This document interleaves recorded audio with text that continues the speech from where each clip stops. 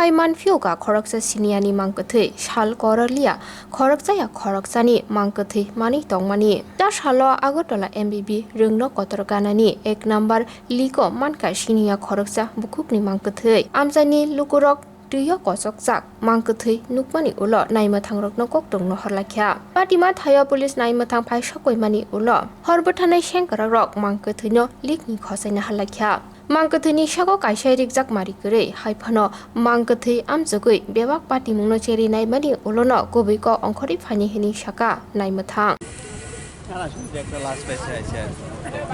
কি অবস্থা পাওয়া যায় কি মনে জলের মধ্যে না জলের বাইরে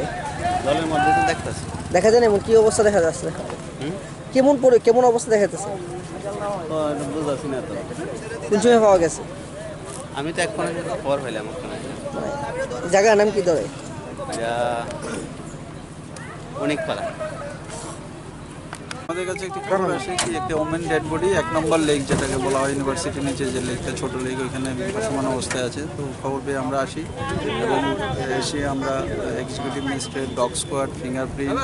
এবং এফএসএলকে যে এক্সপার্টদের আসার জন্য অনুরোধ করি রিকুইজিশন নিয়ে করি ওনারা আসেন ওসি ওমেন কেসও আসেন তো পরবর্তী সময় আমরা ওই ডেড বডি অনেকটা দূরে ছিল প্রায় 20-25 মিটার অ্যাওয়ে ছিল থেকে আমরা ডেড বডি নিয়ে এসে দেখি এখন ইনকোয়েস্ট চলছে এক্সিকিউটিভ ম্যাজিস্ট্রেট আছেন আমাদের পুলিশের অফিসাররা আছেন ইনকোয়েস্ট চলছে এফএসএল টিম আছে এফএসএল টিমও দেখছে ডগ স্কোয়াডও এসছে ডগ স্কোয়াডও যার যার